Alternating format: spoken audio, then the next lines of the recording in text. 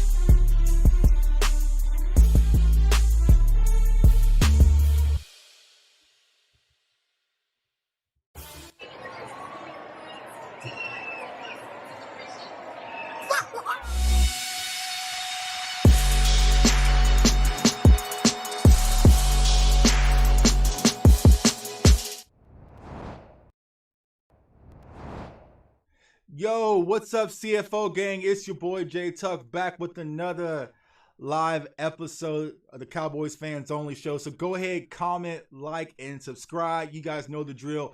But enough with all that, man. I got a huge guest, my man, Big Game James from the Silver and Blue Nation. What's going on, my man? What's up, big dog? I'm just appreciating and glad that you are letting me grace your great platform. Man, I appreciate you for coming on, man. Like I said, I talked to you about this off the show, man, but I want to say it on air, man. I appreciate your show, what you do, man, bringing that raw feel, but also that education of being someone who knows the game. You Mm-hmm. remind me a lot of myself. You know what I'm saying? You call it like it is, and it is what it is, and you ready to I'm stand. feeling you. Right, right. So you stand 10 toes down when what you believe in, man. And that's something I appreciate. So I'm definitely a fan of the show. Shouts out to the Silver and Blue Nation, but we're going to get into a few things. So let's get into it. Just a few minutes ago, the news kind of broke about Dak Prescott. He's planning to sign the tenure for the franchise tag. So a lot of people, anytime there's this questions with Dak, Dak this, Dak that, Dak that, like the internet just goes crazy. So James, I want to get your thoughts, bro. Like, what is your thoughts on Dak signing the franchise tag, and what do you think this means as far as for our Cowboys season? I'm gay. Okay, okay, I'm geeked because I was talking to my girl about this because it was just it's crazy to me how we don't understand how good Dak is. I guess I keep sometimes you just don't really understand it. And then when he finally said he was going to do it, I was just like, man, yes. It just a shriek went through me of hypeness because as I keep going back before, right, if Dak came in there and done this in 4 years with Jason Garrett as his coach, and now we got a Mike McCarthy, I just feel more confident now because I'm looking at my quarterback. Yes, he is my quarterback. I've been right, looking at my quarterback for 4 years, been doing his thing. And now he's finally going to be in the building where I feel like you got a championship coach. You got a good system around him. You got guys who are veterans and winners. And now you got that offense that you add a CD Lamb to it. You see Tony Pollard killing these workouts, going right. hard and playing the Fire. paint. You see Ezekiel Elliott. You see these guys are getting ready. Amari Cooper. You see Michael Gallup. You see what I'm saying? They're feeling this. Right, So to get your quarterback, who is the guy, right, you get him in the fold. You at least have him for 1 year, and they're still ongoing negotiations for being in the long term deal. But at the end of the day, it's good to just to have your quarterback in the building. It's a new system, it's a new coach, everything is new, and you need your quarterback in there, and this guarantees that's going to happen. And I'm excited about that. absolutely, bro. Because for people don't understand with the weapons that we have, I know if you watch my videos, I was hyped about the CD Lamb draft pick Hell and yeah. all these weapons that we have. But it doesn't work unless we have Dak. Contrary to what a lot of people want to say online, don't let them fool you. You can't just plug another quarterback in. This whole thing is going to go. Dak was the most critical piece for this whole offense working, as a unit. So, but I want to ask you this question, bro. When you Mm-hmm. think about the timing, like, and I thought about this and also tweeted it. What do you Mm-hmm. think took Dak so long to sign the franchise tenure versus decided tomorrow he's going to do it per se? I think it was a situation where a lot of these guys don't like. I think it's the stigma of the franchise tag. You know what I mean? Since it's been out there, it's like, oh, you don't want to get the tag, and a lot of them want that security. They want that long term security, so they're going to hold out as long as they can. The exception to me was Demarcus Lawrence. When they Right, threw the tag in his face, he said, "Shoot, let me play on that tag. right, I'm gonna go ahead and get that money for 1 year." But I think it's a different situation with a quarterback. A quarterback wants to be locked up and wants to be secure. So I mean, I would hold out as long as, I mean, if I was a player, I wouldn't be jumping on that tag either. I would try to drain this out as long as I can and try to get my money. And if it's looking like we ain't going to get our money, we know Dak is the good soldier, dog. We know right. Dak wasn't going to hold out. I just did a video yesterday and somebody said, he ain't going to sign on tag. Man, Right. like hell, he ain't going to sign that damn tag. I don't care what kind of damn endorsements, excuse my language, I'm not Are you trying to good? cuss. You're good. Let it But rip. I don't care you talking about Dak with endorsements. No, Dak ain't sitting out for no 31 daggone $1 million for no 1 year and hold out for what? They don't make no damn sense, dog. Go ahead and get the paper. Kirk Cousins said, don't be afraid of the tag. Don't be afraid of it. Right. Go ahead. If you trying to get this long-term deal, yes, but get this money right now and let's figure it out. But at the main thing, dog, we needed our quarterback in the fold so we can get the business. Right. Right. So this is the question I also want to ask. I just tweeted this a second ago though. How much do you think the respike and resurgence of COVID popping back up kind of pushed Dak to sign this contract just in case we might not have football or the season is pushed back or delayed? That's actually a great point. I never thought about it in that angle. Right. You know what I'm saying? I was thinking about how the COVID was changed because I think when I was talking yesterday, how the Cowboys and other people have said this as well, how the Cowboys maybe been worried about the signing because they're looking at how the salary cap may happen with these games with fans possibly not be there or Right. 50% of fans. We don't know. NFL can say all they want about full steam ahead about this and that. But now all of a sudden you get 2 days before talking about, well, don't do no workouts together. Just wait till y'all get to camp. Everything, it keeps on changing here and there. So everything is up in the air. So I think the Cowboys were looking at it like, we don't know if we're going to sign you this because we don't know what this money is going to look like. Right. And then, like you said, Dak was probably like, guess what? COVID might knock all my money out. I might not get right. So you know what? It's time. Right. Yeah. That 31 million. Okay. Point what you just said, big dog. Yeah. Let me go ahead and get my name on that contract before they go ahead and push this season back or delay it, man. So let me go ahead and lock in this paper. So I think that might have something to do because, I mean, if Dak was really in negotiation, which he has been, and he got to July 15th, he could have extended this out because it kind of shifts the leverage of a possible holdout. Like that's no longer in play. So he no longer has that leverage. So I think maybe this COVID thing, and you're starting to hear talks and, what's going to mean to training camp and all sorts of things. Dak said, let me go ahead and get this money. And get my bread. Yeah, and then we'll figure it out from there. Yeah, so. we'll figure it out. Okay, you still Sam the guy? Okay, you know what? Let me get my paper because tomorrow they could be saying, you know what? Ain't no camp.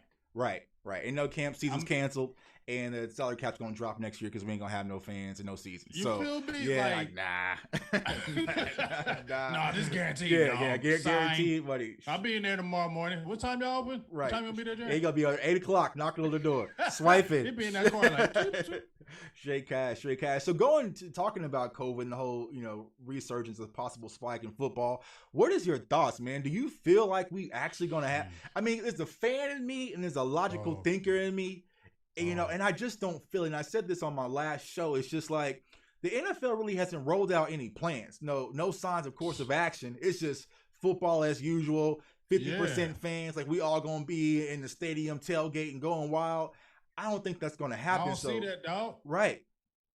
Like for real. Like in the beginning when it first popped off, like in March, I'm thinking, okay, it'll be okay. They'll figure it out. But then what really alarmed me was when NBA canceled. Right. You know what I'm saying? And then the major March Madness. You feel me? Like all that stuff going, like none of that happened. You feel me? And when they canceled the spring game out here in Columbus, that's everything out here. Right. That is everything. Ohio State spring game. And they canceled that. They canceled everything. Now they're talking about the Hall of Fame game. And this is what I just said, okay? If they're talking about canceling the Hall of Fame game, dog, because they're worried about people being in the stands. I've been to the Hall of Fame game. That stadium ain't big worth nothing. Right. So how in the hell they're going to be packing 60, 70, 80,000 people in one spot, dog, and think that's not going to happen? Right. I dog, like you said, the fan in me is like, it's going to happen. But the logical thinker in me is like, I don't think it is, dog. Right. Because even if you look at it from the NBA aspect, at least you see a blueprint to try to make something happen. Like the NFL has no blueprint. If you're testing players every 3 days, and if they test positive and they have to self-quarantine, isolate for 7 to 14 days, well, you see it spiking where like 20 players can test positive. That's half your damn roster right there. So it's like, who's going to be the backup? Right. Who's going to be the backup? They might have to pull us out there, man. Let me. Because think about it, dog. And I've been saying this, and people keep on, it's going to be all right. I'm not listening to you unless you're a doctor. So don't tell me it's going to be all right. So I don't want to hear nobody tell me it's going to be all right.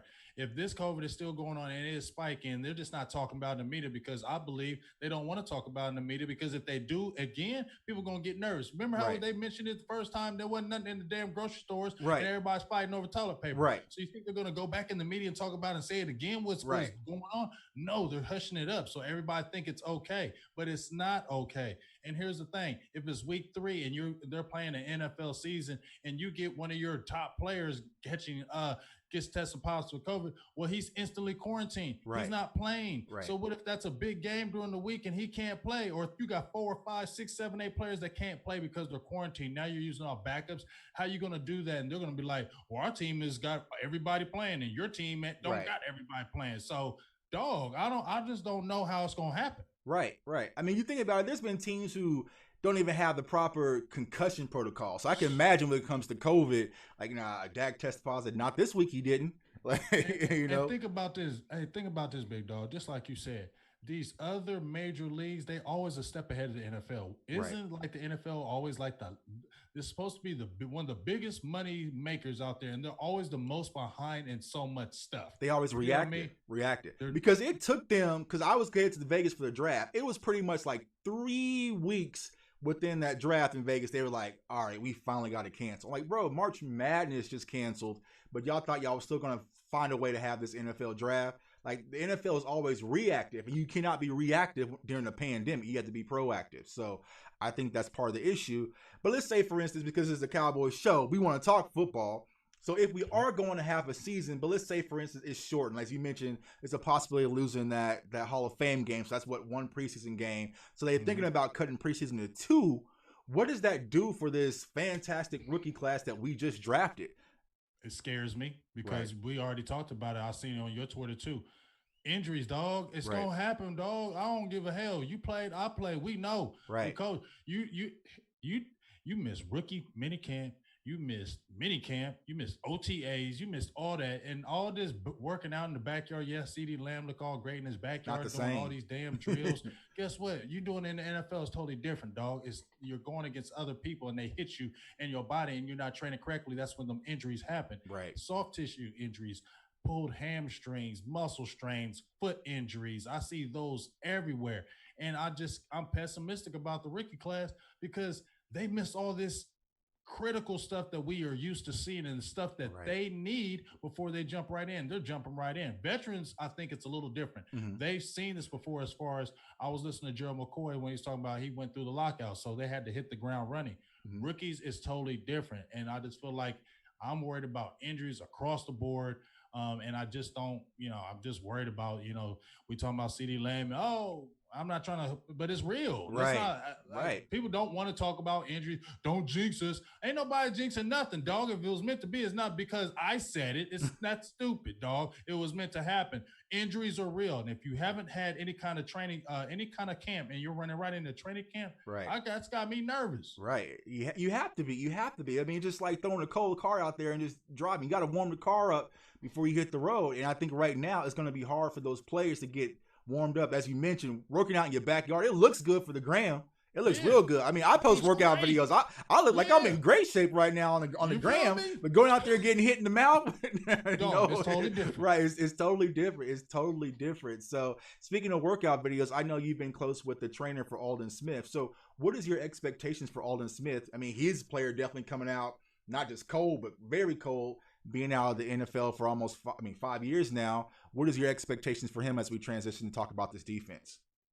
I mean, I don't have any expectation for him, and I think that's the great thing. I want to see good things from him because he's Aldon Smith, and we've seen the tape of him. We watched him. He's a great player, and I do feel like people say, and when we talked to Woody, he was like, "Yeah, he's still been off the field 4 years," but I don't care. There's certain players, in my opinion, not everybody. Right. You ain't gonna see. How many Aldon Smiths do you see, big dog? Right. Not too many. You know what I'm saying? He's one of the type players. Right. He's the type player that I feel like he can sit out 4 years. He won't come out there and get 10 sacks, but he's a guy that you won't be like, damn, he just looks terrible. Right. You know what I mean?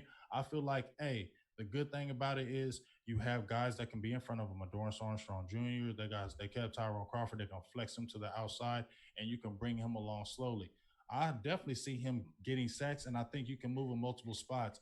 I don't have any expectations for him because I haven't seen him. So if he doesn't do good, it doesn't hurt my feelings because they didn't spend no kind of money on it. Right. And that's the biggest thing. Nobody is losing anything if he doesn't do anything good because there was no cash spent. But I feel good because you have his previous coach in Tom Sula. And from what I've been listening to Brandon Tucker, what he's been talking to me about, he keeps on calling me. He's like an old battleship. He said, you just got to clean the rust off and clean the barnacles, get them all the way right. He said, but his mental side of the football game is ridiculous. He said his mental IQ, his football IQ is ridiculous. And he's saying his steps, his athletic ability, he's saying, and he don't lie to me, Tuck don't play them games because he trains all these other guys. Right. You get what I'm saying? And he's saying, Jay, I'm telling you, he looked good. So I'm excited, no expectations. But boy, if we have a season, you have a week 7, week 8, and now all of a sudden he started getting his legs up under him, dog. Right. Ooh. It could be nasty. It could be nasty. It's gonna be nasty. So let's go holler at the chat, man. See what's going on in the chat right now. Shouts out to KMT's in the building, man. KMT. Salute KMT. So he said, what did he say? Could have extended him for $28 million last year, speaking of Dak last year, but didn't feel he was worthy of it. Do you think Cowboys didn't feel Dak wasn't worthy? Like, what do you think the reason why it took so long? Like, why did everybody get their money but Dak? I mean, I'm going to keep it real. I think they were still like, you know what I mean? I feel like they were. They say they were all the way in, and that's good. But, you know, saying it and money is two different things with me. The money talks. The BS walks. You feel me, dog? So if he's your man, right? Because how many times we seen if you a franchise quarterback, it don't take 100 million years to get your money. Right. They sign your ass. That's the main thing they do. If you're looking at any other position, you signing that franchise quarterback, right? Right. You got to get him in the fold and get your team running. I think they were still like, I mean, we have Philip Tanner on the show, and he said they were Jerry was going through the building. This our guy, right? Right? So that tells you right there, I feel like they were still trying to figure it out because let's be honest, dog. When Dak came out, did you believe he was going to do that? Not like that. I wanted Dak Prescott though. I wanted Dak Prescott in that draft. I wanted him too. Yeah. But what was one of the things you would think? Would you think one of his weaknesses was when he was coming out of college? Arm strength and accuracy. Exactly. Yeah. So and what is one of the major things you need in the NFL? Is arm strength and accuracy. So that was the thing. The reason why I wanted Dak because I wanted a durable quarterback because Tony couldn't take the punishment. And I know that's forsaken to talk about Romo in the Cowboys universe, but I love Tony, but you never know. Every time he got hit, you quench, like, is he going to get back up? And I knew Dak was one of those durable type of quarterbacks that could take that punishment and also add another layer of athleticism to the quarterback position. So I was always a fan of Dak. Now, did I think he was going to come out the gate like that? Absolutely not, because he came out of the gate first preseason game and said, I'm Rams here. Game, you was like, what? What is this? Right. I said, I'm here. Like, okay. It was like, okay, well, maybe that was just one, beginner's luck type ordeal. It just kept going and kept going. And that whole season, like, he fought. And I think Dak was one of those people who, he likes to kind of have that pressure. He likes to have people tell him he can't do it because he kind of had that Romo shadow over him that entire season because we know one bad game, Romo was getting his spot. So he kept going to a point where Jerry Jones could not force Romo in there, and eventually we see what happened. And even people say he lost to Aaron Rodgers, but Dak showed out that game. That wasn't Dak's fault. They lost that game. So, I mean, as a fan, I like Dak Prescott as a quarterback for the Dallas Cowboys for the future. I mean, he does have his ups and downs, but he's solid. And I think he's a winner. I think that's the one thing a lot of people don't understand when it comes to Dak. When it comes to sports, bro, some people just know how to win. You ever seen those guys like it's a sloppy game? They jump shot is crooked, or they might throw the ball, but they just know how to win. They just know how to figure out. And that's Dak. And that's Dak Prescott. And so I think a lot of fans don't see that. They're looking at it from a very analytical spot. But if they're looking from an analytical spot, they also see that Dak Prescott, stat-wise, is top 10 of the NFL. So it's just one of those things. But I believe Dak needs to get this contract. I think it's going to help a lot if it's long-term and he's secure. I mean, with the franchise tag, bro, there's still that conscience playing that, man, I can't really get hurt. I can't really do this. So if Dak's shoulder is just in the slightest pain, maybe I not force it like he would if he had that guaranteed money. So that is my concern when it comes to Dak Prescott. But I think the Cowboys should have took care of him last year, just like KMT mentioned. So yeah, that definitely. It frustrated me because my thing was, and I kept on pointing this out. You weren't talking in the media saying, well, you know what, Dak got to understand that we got to make it good for everybody so we can have a team around him. You didn't say that, Dan. You didn't say that with Romo. Right. I didn't hear no interviews you saying Romo got to make sure he spread it around for everybody. No, he didn't. You signed him for all that damn money. He got like 5 contracts since he was there. Exactly. 3 major ones. You feel me? And we didn't hear none of that. And Romo wasn't winning like that. Right. And I said, we got to keep it 100. Like, there was a lot of games that Romo cost us where we were sitting there like, dog. I remember clear as day that Thanksgiving Day. It was a nice Thanksgiving Day. We playing against the Carolina Panthers. And my grandma was there and the whole family was there. And, man, I was cussing up a storm and the whole family sitting me downstairs. He was just tossing picks left and right. So, I mean, granted, we love Tony, the person, the player. But Tony did some wrong when he's the quarterback position in Dallas. It wasn't like he was just tossing out wins. So, I mean, and People said it. The players said it. Former players said it when Dak came. The day he came in the building, he was a winner, and people were listening to him. Right. A And leader. that's what they said Tony didn't have. And it's no knock on Tony. Right. And I mean, guys, it's no knock on Tony. If you don't have that, you don't have that. Dak has always had that. And to me, that gets you over the hump. Right. And just like you said, you can have a terrible game. You can be playing bad. But when you're a winner, Right. you will your team to win. You just have that, okay, it's cool because I believe in you. He just makes you believe. And he does, it's not the prettiest at times, but guess what? W. Right. Right. Right. And that's what it's that foxhole mentality. If I'm going to fight, I know Dak's going to fight with me, you know. Right. And he going to go hard. And Right. I'm fighting with somebody who I know is never going to give up. When do we ever see Dak give up? And you, man, that dude, dog, man, Right. he go hard. Right. I love Dak. Love Dak too. Let's see what's going on. Yeah, happy Father's Day, fellas, to everyone in the chat, man. Appreciate y'all jumping on the stream. Like I said, proud to have my man Big Game James in here chopping it up. Let's see the boys. I live in New Jersey. We shut down until probably sometime in July, maybe longer. Who knows? Major League Baseball, NBA, NFL are trying to do all this at once. I can't see it. That's a lot in my opinion. Yeah, I agree, man. I agree it's a with lot. that. It's a lot. It's a lot, man. But like you said, though, Tuck, at least they have a plan. They have an outline. Major League Baseball, they're still like, but NBA, they've always been on top of stuff. Right. NBA has always been on top of ish. Right. You know what I mean? So, but you can't quarantine. I don't know if you can quarantine NFL teams. You can't. And just and put them on. You can't do that like you in the NBA. And like you said, they're going like as it happens. Right. Oh, okay. Well, this has happened, so let's do this. No, you got to have a plan. Right. So with all this stuff spikes out of nowhere, what you going to do, Roger Goodell? Right. Push the season back. And me personally, I would hate to get on a roll, get 2 to 3 games and see what this offense and this team looks like and the season delayed. Like, nah. Oh. So I just want to have everything in place. If we have to push it back and start it next year, okay, cool. But I don't want to get momentum, have to cut the season or push it back because that's the worst. That's my worry, though. Yeah.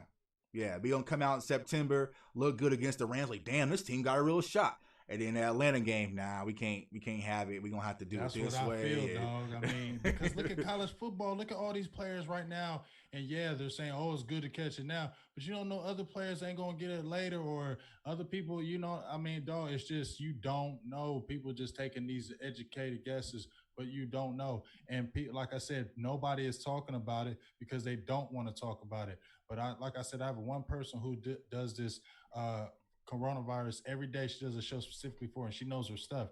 And the number she be telling me is ridiculous. Right. Right. You're right. It's bigger than what y'all see on the internet, man. It's So like I bigger. said, yeah. I mean, everybody, people got this idea, like if you just don't talk about it or think about it, it's just like gonna it's go not away.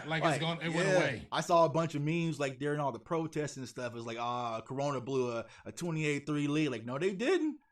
no, they didn't. No, they didn't. They running the It's score. quiet, but trust me, Right. I heard them numbers again yesterday, Right. and I'm like, I don't know how they're playing football. Right, yeah, ain't gonna be no football. All right, Super Boom. And So that's what- contact? Okay. Right, and that's what I'm saying. It's not like it's tennis or golf, and even basketball. I mean, kind of, but this is a collision sport. Like Come on, man. I tweeted the other day, if you play the sport of football, right, and you come off that field and you tired, what's the first thing you do? You grab a water bottle, and you don't Right. know if it's your water bottle. You don't know who. Like, just think of that, just that little small thing of the football aspect, man. Like, how do you even control the water bottles out there? You don't have 52 water bottles with everyone's name on it. Like, it's just so much that goes into football, man. You got to think about the players, the staff, the officials, everything.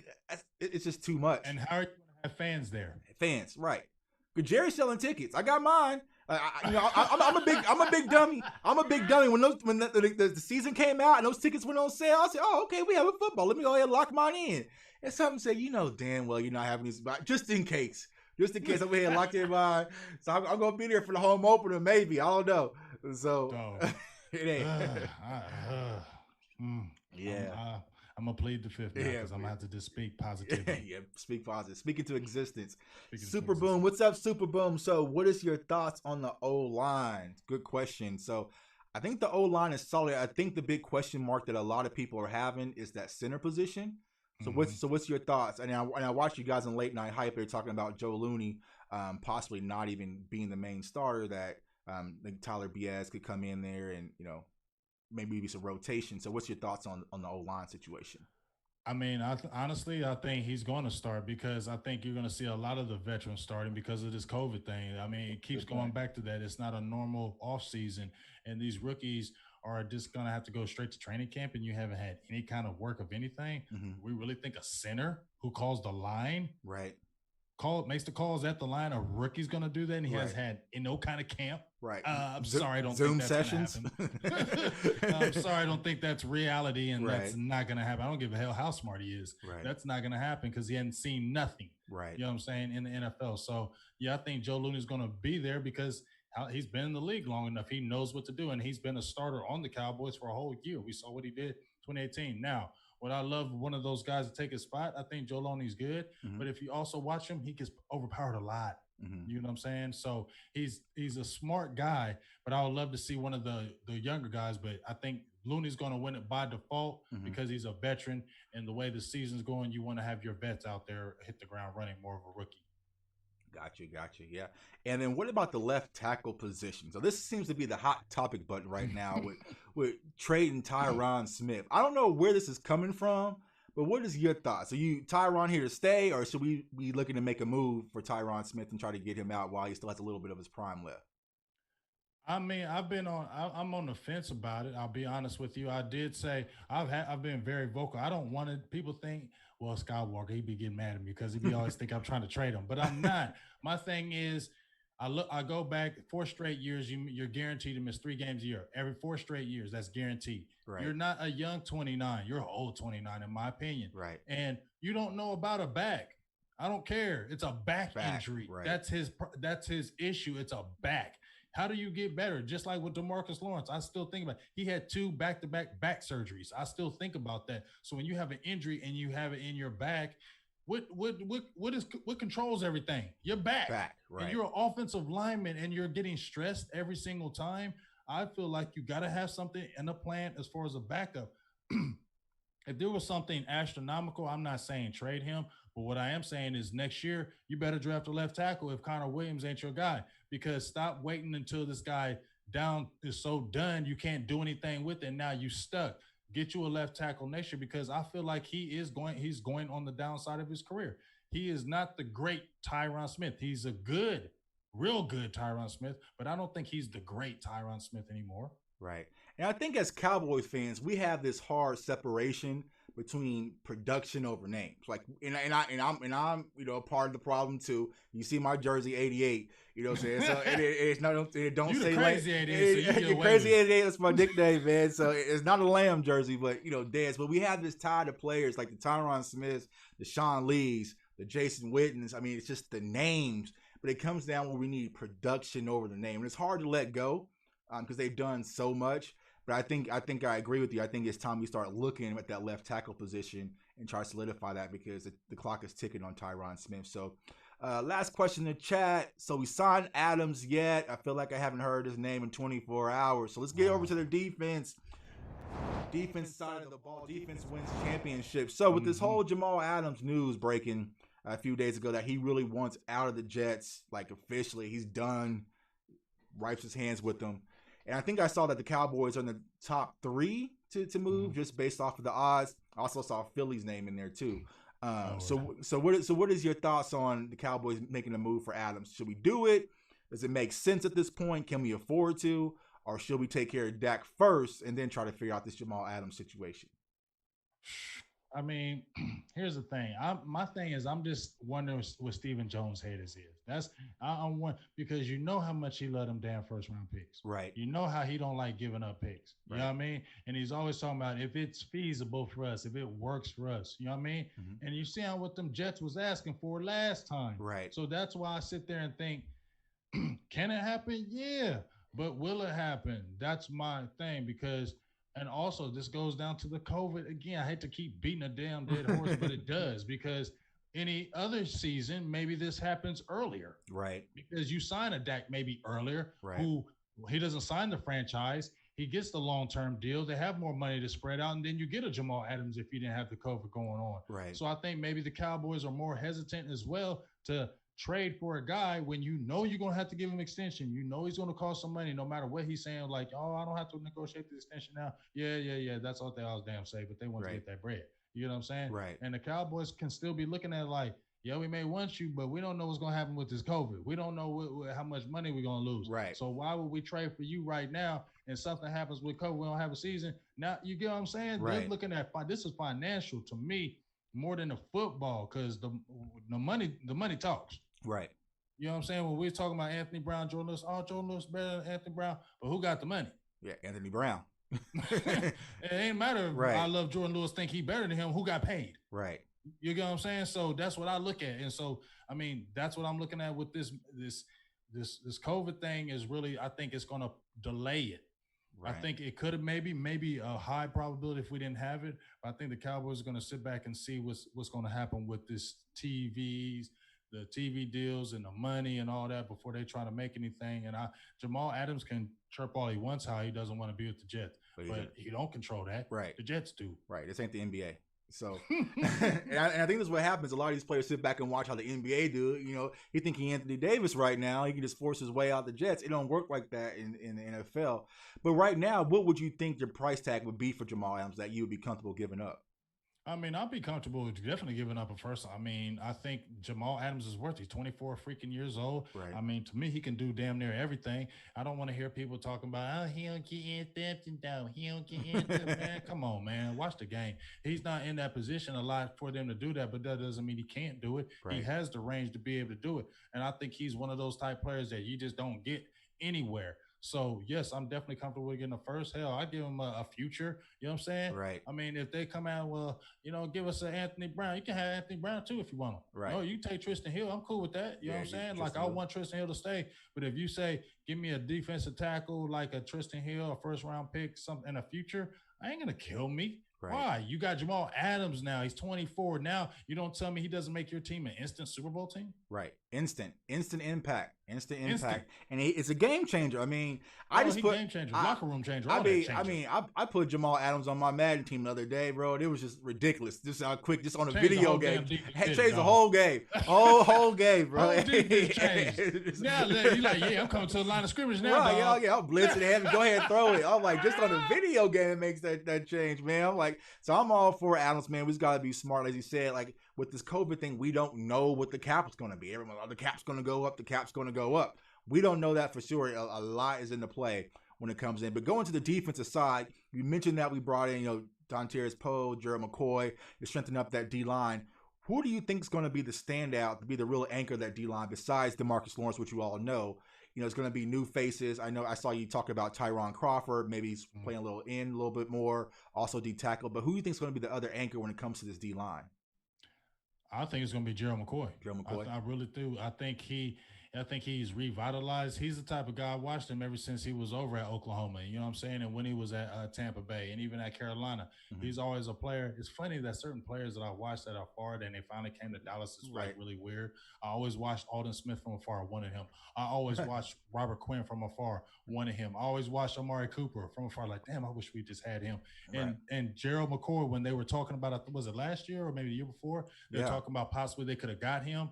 I was getting excited. I was just being quiet about it. But I was like, ooh, because he is that type of player that makes everybody better and he makes you play better. I think he just his attitude, the way he works.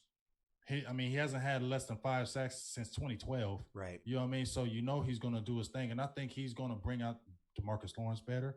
I think he's going to bring out Poe better. I think he's going to bring out if Randy Gregory comes. I just think everybody along the line, he's going to make better. And I feel like if you've been having 5 sacks per year, dog, I can't wait to see what you're going to do with us. And I think he really likes being in Dallas. I really felt that he really loves being in Dallas. So I feel like he gets you know how it is, dog. You go to an organization that you love, it's really excited to be about, you get revitalized and you start playing different. Right. And I feel like this is going to bring up his game playing next to DeMarcus Lawrence. Yeah. Now the key is, if he didn't piss off Jerry Jones with his comment, he might be going to do the Jets with Jamal Adams. I think they already had to talk. I think after he did that video, he was like, "Well, now go ahead and call McCoy on up here and let's have a talk about." I don't mind it. I don't mind you talking now, but that's a vocal leadership. That's something we have never seen in Dallas. Man, I mean, to call out Jerry Jones. You But you know know, what kills me though, dog? How these people be like, he ain't never been to play the game and we calling him the leader. Man, shut up. right? He But been a leader everywhere he went. He's a right, leader, right, period. right. And people who play the game and like in NFL players, they know Jared McCoy. They know what he's about. You know, so they're gonna bring him in. He's gonna be one of the guys, and they're gonna listen. I mean, because you think about it, even what Bennett did last year. Bennett for that short term was kind of a vocal leader for the Cowboys, and he stepped up as kind of an anchor. So Gerald McCoy can definitely fill in that slot. You mentioned Tristan Hill. What do you think is going to happen with Tristan Hill? Do you think that it's going to be a leap for him, or he's going to be one of those lost causes? He's going to have to move on. I worry because just like I said, when I was listening what Broadus was talking about him and how this COVID really hurt him because he really needed camp. Right. You know what I'm saying? As a second year player, because people were so far down on him, he really needed the second year camp to really show what he could do.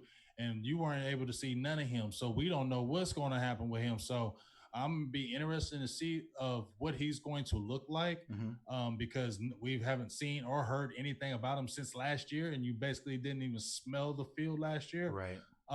To me, he has talent. I liked him. The talent is there to me. I don't care. Right. You watch him; he's got a quick first step, and when you watched him in limited, if I get it out, action. Mm-hmm. I mean, he was getting off that ball. He was making some tackles here and there. So it's just like, you know what, you had an immaturity issue.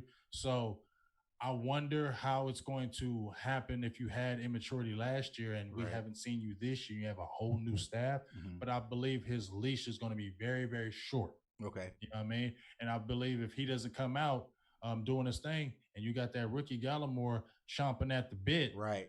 Be Well, I careful. think it's Gerald McCoy is kind of taking him under his wing too because of that OU Because of blood. Oklahoma. Yeah, so I mean, he got another dog in the backfield coming for his job. So Tristan Hill, he might be the odd man out. So the question that everyone wants to bring in consideration when it comes to our D line is the other defensive end position. So we lost Robert Quinn. We already spoke about Aldon Smith. Right.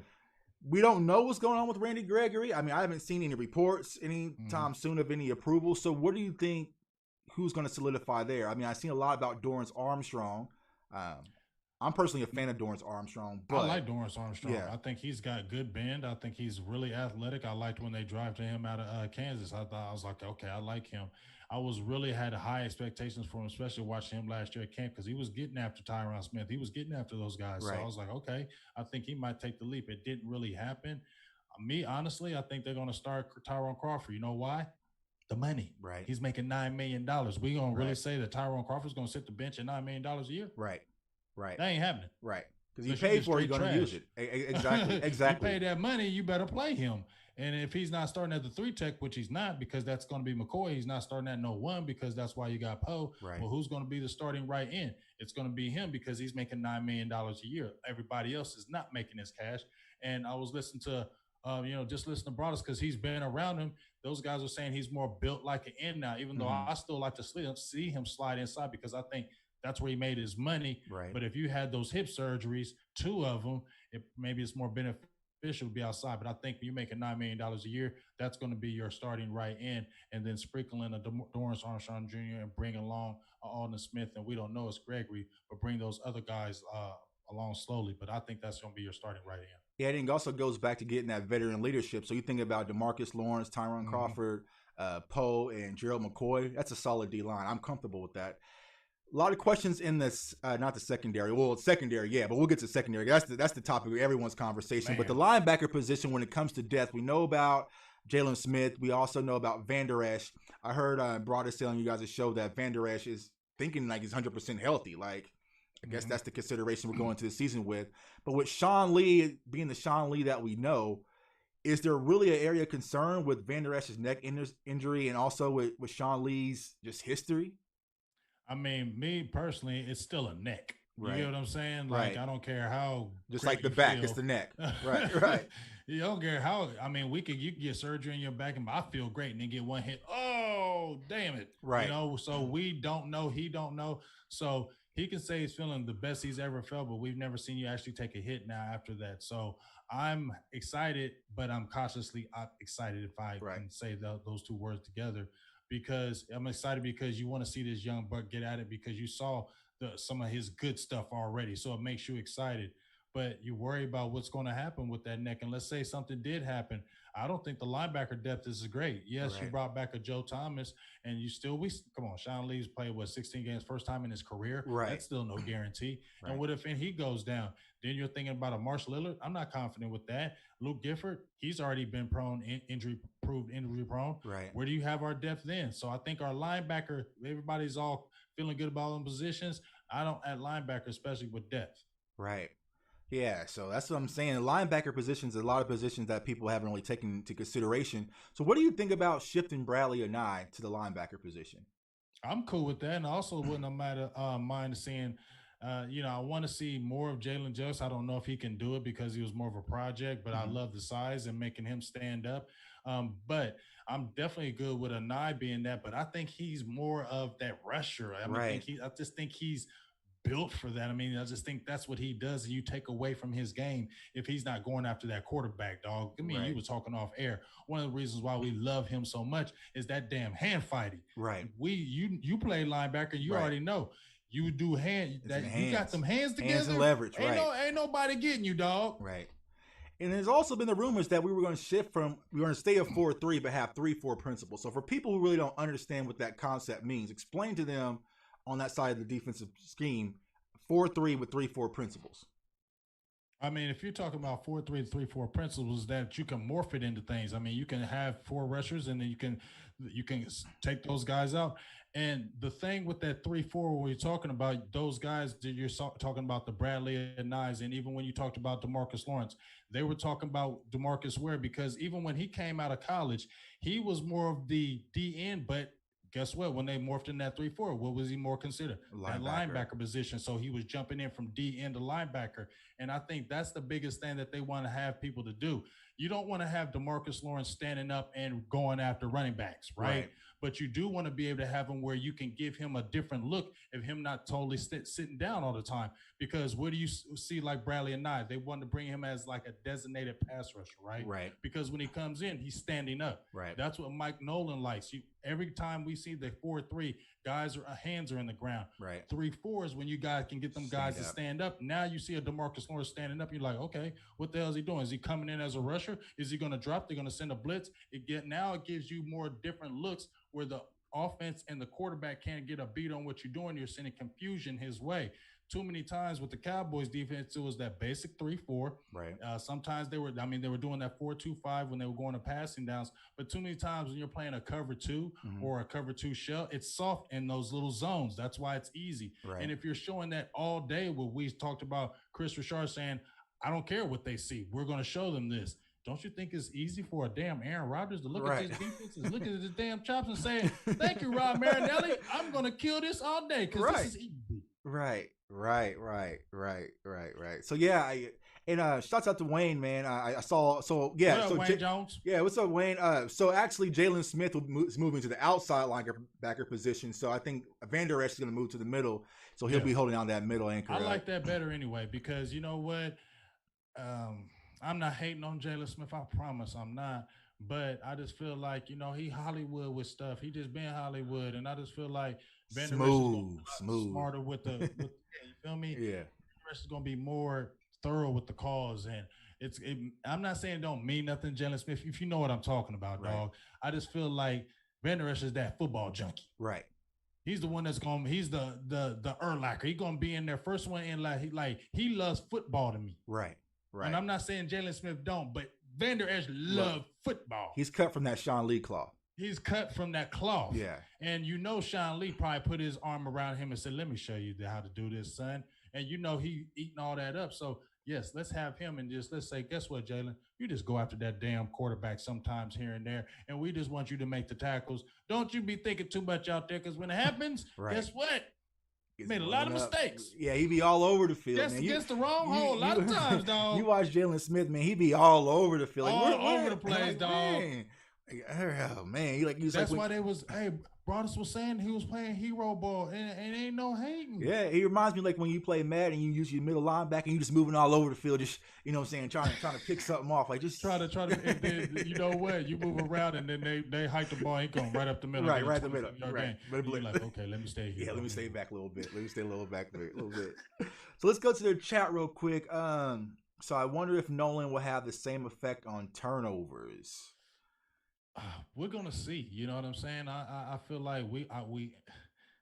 I hate to keep talking about it, but it's just like we don't know what's going to happen with our guys. You know what I'm Right. saying? You got so many new pieces, especially in the cornerback position. We're talking about turnovers, and we got new guys, and we haven't really seen. I don't think Cheeto Awuzie is a turnover guy. He never. I don't think he is. I've seen Anthony Brown get some interception. I believe he can get some. We know what Jordan Lewis can do. I think he's more of a playmaker. The thing that hurts me is Diggs didn't get that work early because Right. I feel like Diggs is that dude. Right. I feel like Diggs really is that dude that's really going to be that guy that's going to get that ball. And I feel like him and Jordan Lewis playing with each other. I hope that Jordan Lewis gets to stay. And I like to see him and Diggs kind of move around with each other because both of those guys have attitudes and aren't scared for challenges. So I think those are really the only guys that I see. Daryl really wasn't really a guy that got a lot of turnovers. You get what I'm saying? Right. Dix, I don't know. And Xavier Woods, he's so damn sometime. I can't trust him. Right. You can't trust Woods. I like Woods, man, but he is sometime. He's sometime. And that's the thing is, like, I know a lot of people were, and we'll get to the secondary here in a second, but a lot of people were anti-Jeff Heath. But Jeff Heath was a player, like you said, a football player who knew his stuff, but he just didn't have the athleticism to go with it. And I feel like Xavier Woods is the opposite. It's like he has everything it takes to be a great safety. Football IQ. Yeah, football IQ, man. And you have to put the pieces together. It's like, man, if Xavier Woods could just get it up here, he could be a solid football player, man. But he's one of those. He just has the athleticism, and he'll bang you. If you come across that middle, he'll put your helmet into you. But it's just he just doesn't have that IQ. So sticking with the secondary, you mentioned Darren Worley, Cheeto Awuzie. So they'll probably be the day one starters, let's say, because of the veteran leadership, also just experience. But also with Jordan Lewis, that's always been the question mark. I know you guys talk about Jordan Lewis heavy. But what do you think is going to end up taking that nickel position, that nickel corner? Do you think it's going to be J. Lou, Anthony Brown, since he got the money? Or do you think Diggs, because he was a second-round pick, he kind of step in and fill that void? Don't you put no damn Diggs in that slot right now. Okay. Don't you do that. I don't even want to talk about that madness. We be getting tore from here to the Himalayas, dog. Nah, I want to get that veteran in there. Me personally, I'm a J. Lou guy, but like I said, you got to follow the money. So I feel like it's going to be Anthony Brown gets the first crack at it because the contract says that. Right. But you know what? I mean, Jordan Lewis, dog, is just that man. I want to see him, and I really feel like he's more of an outside corner. Right. They're putting him in the slot just because of his size. Right. I really feel like he's an outside corner talent because think about it, dog. If Jordan Lewis was 6'1", what? Right. Right. If Jordan Lewis was 6'1", dog, we wouldn't even be talking about nothing. He'd be our top dog. Right. Right. Period. Right. And that's what concerns us. Like, who is going to be that top dog out the gate? I mean, we play the Rams. We got Julio Cummings, the first home game. Who's going to be that top? And I feel like, granted, we couldn't sign Byron Jones. Well, we could have. But losing Byron Jones hurt because our secondary now doesn't have any identity. And like you said, without them being able to get the reps of training camp and preseason, it's going to have to be like a quick fix. And it was like Cheeto and probably Daryl Worley will probably be the day ones with little Jordan Lewis, Anthony Brown sprinkled in there. But I'm pulling for Diggs. Like, I was excited about that pick too. I think Diggs is a solid pick, man, because I've always wanted a dog in the secondary. And I feel like for so long, and Darren Woodson mentioned this on you guys' show, it's just like it been years since Darren Woodson pretty much left that we really had that dog in the secondary. Dog. Yeah. And had the mentality of it. And here's my thing. Diggs got a hole in his game. I just did the video. He's got holes like he doesn't have the top end speed. But you know what the thing I love about it? He's a baby at the position. Right. The baby, he's just still growing into position. And if you see his ball skills, because he was a real good receiver, I really feel like they was at Alabama. Like, you know what? I mean, I did this with a particular player, and that's why I feel like that's what happened. They were probably looking at him like, man, you a damn good receiver, but let's put you at cornerback. Right. You know what I'm saying? I had a kid like that on our team. He was a badass receiver, dog. But we had so many good receivers. I was like, have you ever thought about playing defense? He said, I can see it. He was like, okay. He went over to defense, dog, and it was like I knew it. Right. Right. Because he was so opportune. It was like he was playing offense, Right. but he was just on the defensive side of the ball. Every time he was guarding somebody, he was always looking for that ball because he wanted it. And that's what gets you excited, because that's the type of guy that's going to get them turnovers, because he's playing offense even though he's on defense. He's playing offense because he's thinking every time that ball's in the air, throw it my way, I'm going to try to get it because I want to score a touchdown. Right. And he also has NFL pedigree with his brother too. So he's out there with his brother probably getting right now. So that's the thing. Getting work. Yeah, so he's gonna be out there, man. So I'm excited for Diggs and that upside, man. It's really also coming down to that safety. So we brought in the veteran Clinton Dix. Really not a turnover guy, just solid and veteran leadership. We talked about Xavier Woods. So as far as expectations for this defense under this new staff, and granted we got COVID and everything going on still, so got all that. But where do you think the biggest leap we can take besides turnovers, which we all know? Because I think last year we were 11th in overall points allowed. So I think there's a jump there. But where do you think the biggest jump we can take as far as our defense is concerned? If it ain't turnovers, biggest leap, I think we've been kind of so-so with the sack production. Mm-hmm. I think the one thing that when we're talking about with Mike Nolan with the 4-3 and the 3-4, I think it'd be more opportunities to have more people with more sacks. Right. Because you know how it's been dominated with like a D-Law. D-Law let's say he gets like the 14 sacks, and everybody else is getting like 3, 4, 5. I want to be able to see, I think, more across the board of more people with sacks, like Jalen Smith, of Van Der Esch. Really, we haven't seen a lot of our linebackers get a lot of sacks. You know what I mean? Right. We've seen Jordan Lewis get 4 sacks last year, I believe, at the cornerback position. Right.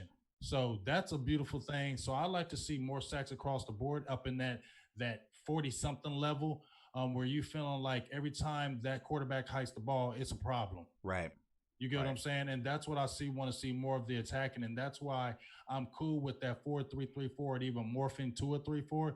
Because, even when I coach, I like a 3-4 defense. Right. Because you can do a lot more things. Now, it's more susceptible to the run, but you can disguise a lot more things with that 3-4. You can come at the quarterback so many different ways, in attacking ways, in that 3-4 defense. And that's what I really love, because when's the last time we really had an attacking defense where we can't, even in 2018, it was good. Yeah. But was it attacking? Yeah. Like where you just, we ain't had that attacking and that's what I'm saying. For a very long time, we never had that defense where it's just the Dallas Cowboys is led by our defense. Like, it's a nasty defense that you have to nasty. You got to think about what San Francisco had this year. Like, we haven't had that. We haven't had a Legion of Boom. Like, we had something similar, kind of, in a few games, but nothing where it's like, man, we got to play against this nasty Dallas defense. And this is pretty much going to be my next question. What do you think it takes for us Cowboys fans, the team, the organization to finally get over this hump, man? We talked about this off air, but what is your thoughts about what is finally going to take to get us there, back to that Super Bowl level? And we got a few Eagles fans in the chat. We also talked about this, hold on. Jump in there. Eagles fans, what you think about them Eagles busting that ass? All right, cool. We split last year, twice a year. So really, we beat y'all 4 damn straight games with Jason Garrett as a coach, man. Really, I like Eagles is funny. Eagles fans are the funniest fans to me. I appreciate you joining. I appreciate them joining in, because I don't even know how to find the Eagles channel. Like, I don't even know. It's Father's Day. It's Father's Day. You know what I'm saying? You can be doing all this with your family. I love it. Let me go find the Eagles channel, kind of sit in and talk and hop in the chat. But I appreciate you. It's all right. It's all right. I love it because they be in there faithfully, and I'll be like, "You in there faithfully?" Hey, they be even in there donating in my big. Okay, well, shoot. Hold on, fly Eagles fly. Shoot, fly Eagles fly. They be donating over there too. We be loving it, but it's so funny how Eagles fans always talk. Man, you always talking about that old silverware. That old championships, all them 5 Super Bowls. So why in the hell anytime I get ready to say something to an Eagles fan, Super Bowl? Right, Super Bowl. You remember that Super Bowl, man? Super Bowl. Hush. Right. Oh, we won division championships with Jason Garrett. Y'all should be fearful. And just to bounce off, just a prelude to what you were talking about, what does Dallas have to do? Mike McCarthy, y'all. Right. When we had Jason Garrett, that's 10 years. Think about it. He's the second all-time winningest coach in Dallas Cowboy history. Right. Jason Garrett, the clapper. Jason Garrett, the man who left Dallas to get a coordinator job. Like, he didn't get a head coaching job. So if he was he's never coaching NFL games. So if he was such a hot commodity as Jerry wanted to hype him up to be, he would have easily had a coaching job. I mean, look at other coaches that were hired. I mean, he's a coordinator for a special teams guy from last year. So it's like, I think I agree. And Mike McCarthy was my guy he wasn't my first on my list. I want the fun stuff, the toys, the Urban Meyers, Lincoln Riley. Oh, no. He was the only one, Urban Meyer, because I feel like he could do it. Right. But I don't want to wait for him to do it. Right.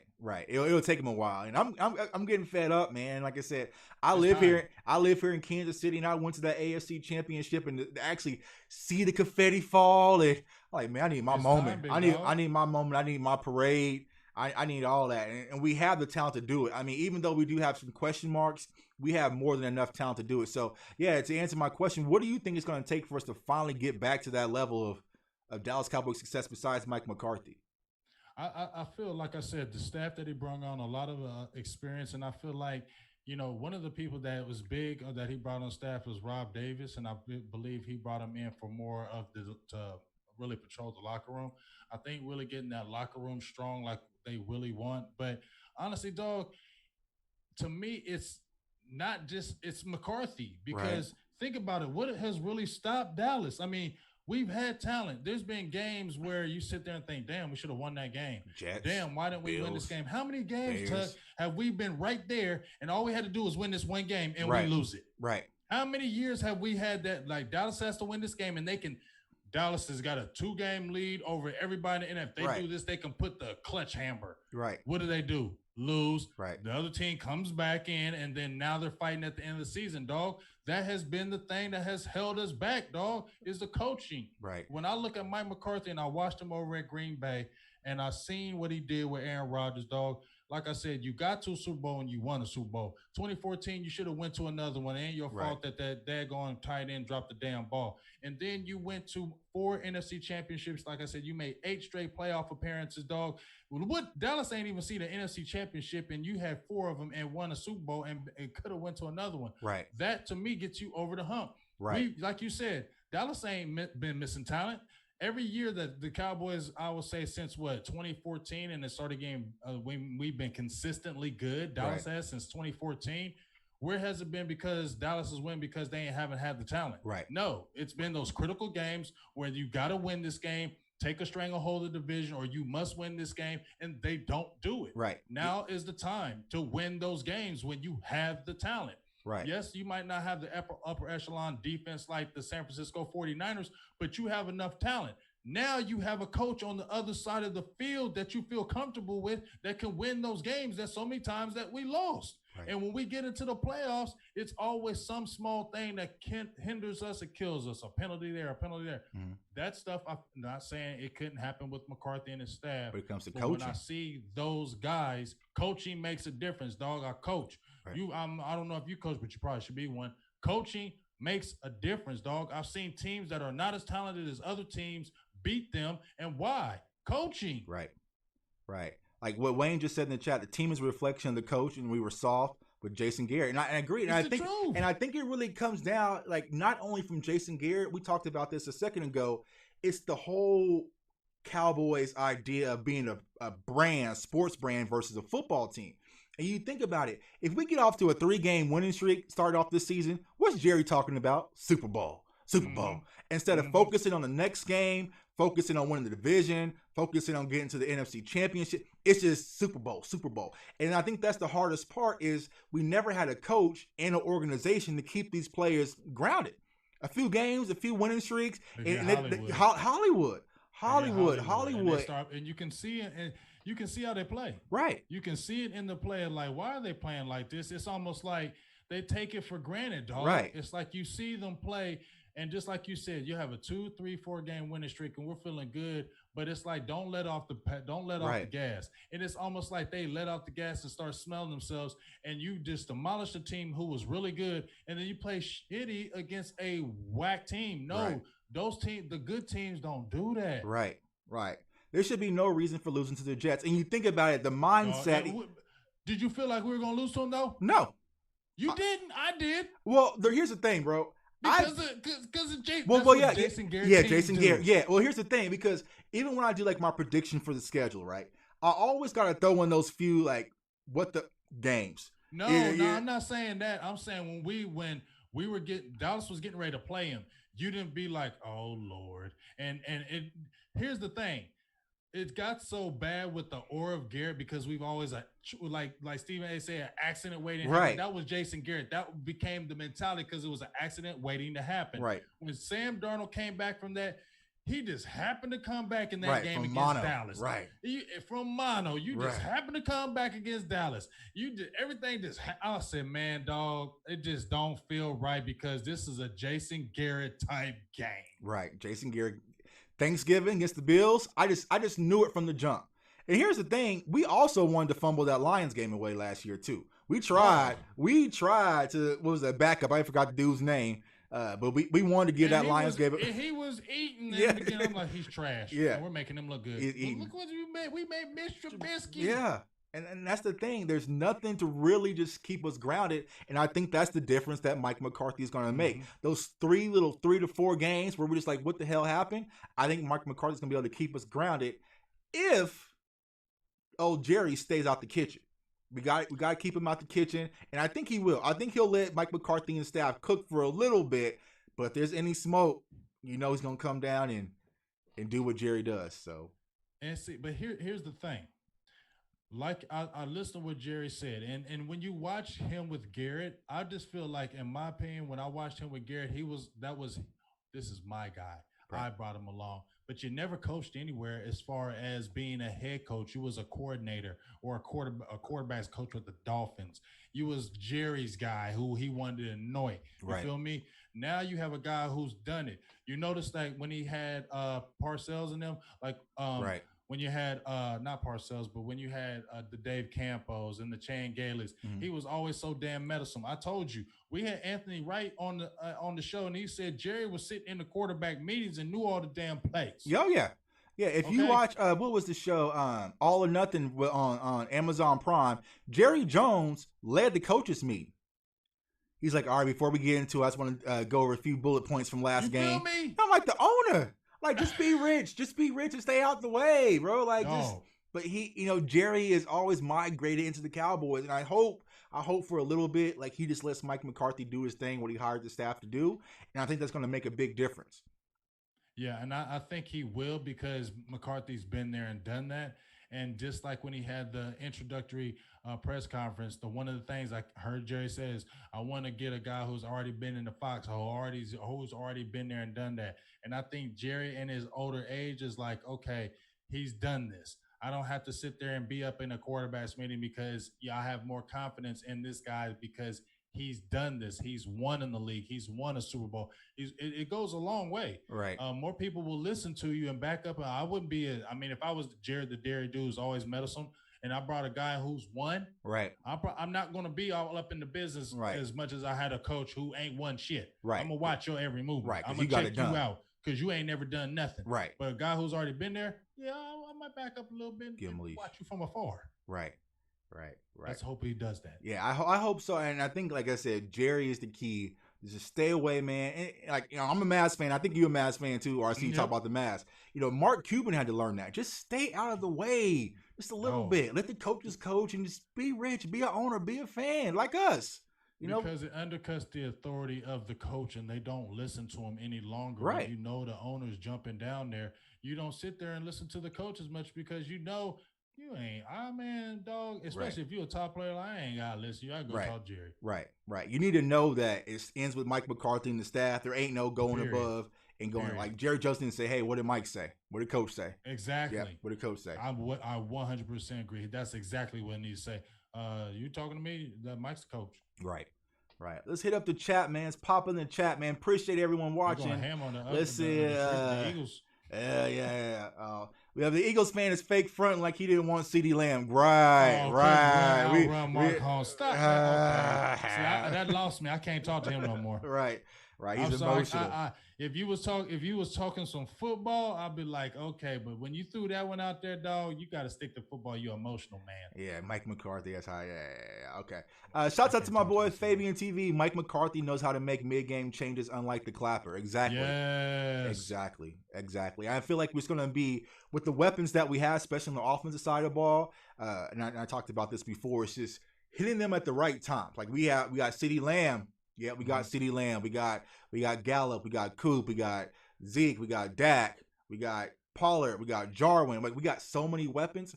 And so using these different weapons at the opportune time, I think that's something that Mike McCarthy and Kellen Moore is going to do a great job of this season. Just moving the ball around based on the defensive schemes and the looks that we're getting versus forcing it. You know, it might be one game where it might not be Coop's game. Coop might just be getting the double team and drawing the safeties over the top and let CeeDee Lamb eat up the middle all day. You know, so it's going to be different looks. So Eagles fans, I think that's something you need to go pay attention to because we got weapons, man. We got weapons this year. Like I said, if we do have a football season, I think this team is going to be nasty. The Eagles going to get the business. We're going to get the business. Here's the thing. Like the Eagles, I mean, I know the Eagles are our rivals per se, but I don't really mind the Eagles because I really don't think of them as our rivals like that. Like, they're not a rival to me. Yeah, they're not a rival to me. Like that's why I don't get mad at it. That's what Eagles fans need to understand. Y'all not a rival to me. That's why I don't get mad at Eagles fans. Right.